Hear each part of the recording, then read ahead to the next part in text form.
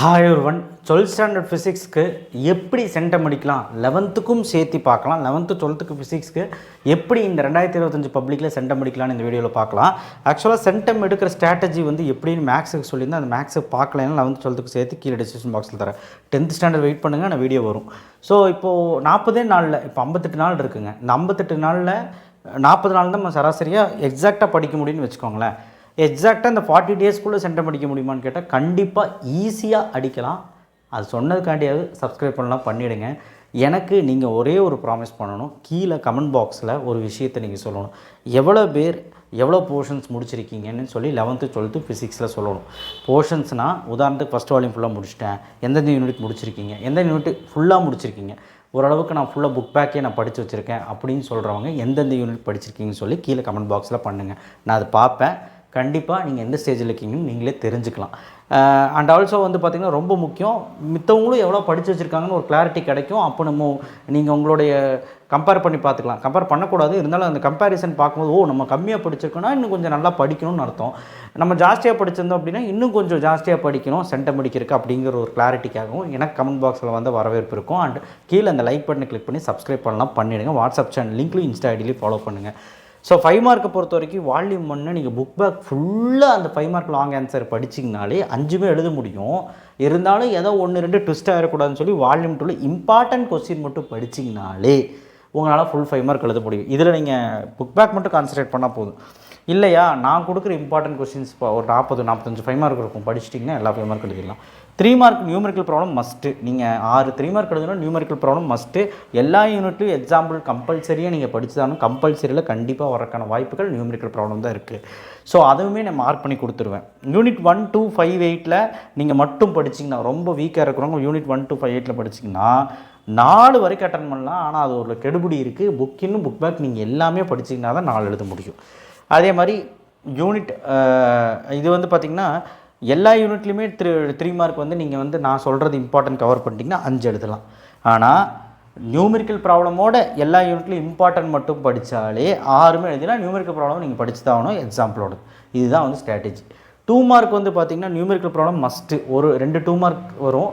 So அதில் compulsory numerical problem வரக்கு வாய்ப்பு இருக்குது.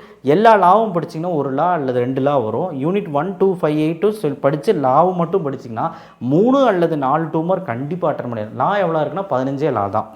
யூனிட் 1 2 3 4 5 7 9 10 11 இந்த லெசன்ஸில் 2 மார்க் படித்து நியூமெரிக்கல் ப்ராப்ளம் சேர்த்து பார்த்தீங்கன்னா 6மே எழுதிடலாம்.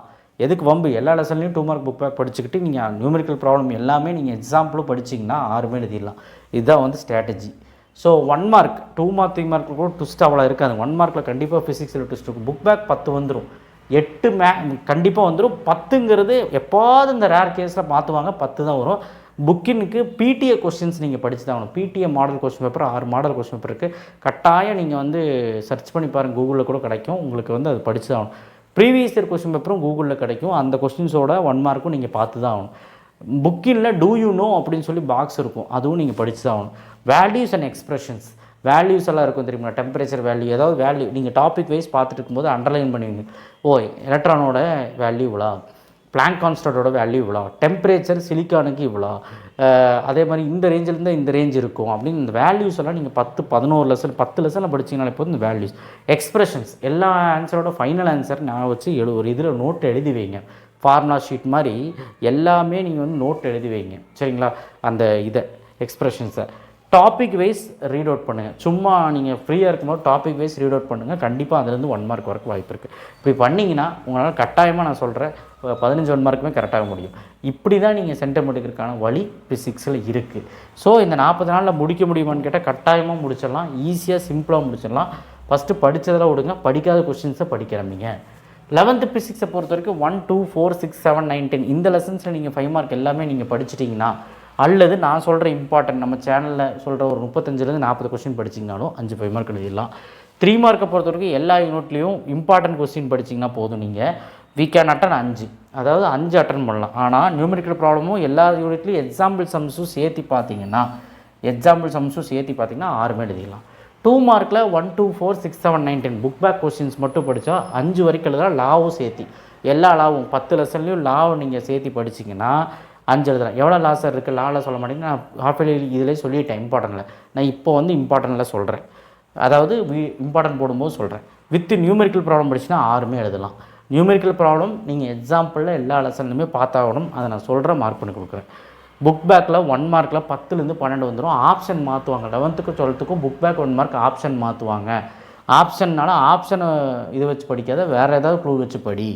புக்கின் வேல்யூஸ் அண்ட் எக்ஸ்பிரஷன்ஸ், வேல்யூஸ் எல்லாமே ஞாபகம். அந்த இப்போ நான் சொன்ன மாதிரி 12த்துக்கு சொன்ன மாதிரி புக்கில் அப்படியே டாபிக் வைஸ் பார்த்துன்னு வேல்யூஸாக இருக்கும், அண்டர்லைன் பண்ணி படி. எக்ஸ்பிரஷன் எல்லா ஃபைனல் ஆன்சரும் பாக்ஸ் பண்ணி படி. அப்புறம் do you know questions rose கலரில் இருக்கும், அதையும் படி. 1 மார்க் ஈஸியாக அடிச்சிடலாம். இதுதாங்க, வேறு எதுவுமே கிடையாது. இந்த ஸ்ட்ராட்டஜி பின்பற்றிங்கனாலே கண்டிப்பாக முடிச்சிடலாம். இன்னுமே ஒரு சில டிப்ஸ் கொடுக்கணுன்னா, சம்ஸ் வந்து பிடிஏ கொஷின் சம்ஸும் போடணும். நியூமெரிக்கல் ப்ராப்ளம் வந்து புக்கில் இருக்க அந்த எக்ஸாம்பிள் போட்டால் பார்த்தா நியூமெரிக்கல் ப்ராப்ளம் சம்மு பிடிஏ கொஷின்ஸ்லேயும் போடணும். பிடிஏ கொஷின்ஸ்லேருந்து வருது, சரிங்களா? நீங்கள் அதுவே ஒர்க் அவுட் பண்ணணும், ஓகேவா? ஸோ நியூமெரிக்கல் ப்ராப்ளம் போடாதவங்க இப்போவே ஸ்டார்ட் பண்ணிங்க, ஏன்னா அதில் தான் மார்க் போகும் ஃபிசிக்ஸில். மற்றபடி கொஸ்டின் ஆன்சர்லாம் நீங்கள் எழுதிடுவீங்க பக்காவாக.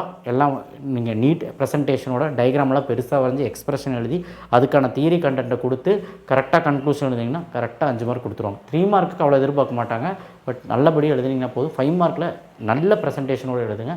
தேங்க்யூ. ஷேர் பண்ணுங்கள், சப்ஸ்கிரைப் பண்ணுங்கள். சிம்பிளான ஒரு ஸ்ட்ராட்டஜி ஃபார் ஃபிசிக்ஸு, வேறு எதுவுமே கிடையாது. இதுதான் ஸ்ட்ராட்டஜி. தேங்க்யூ.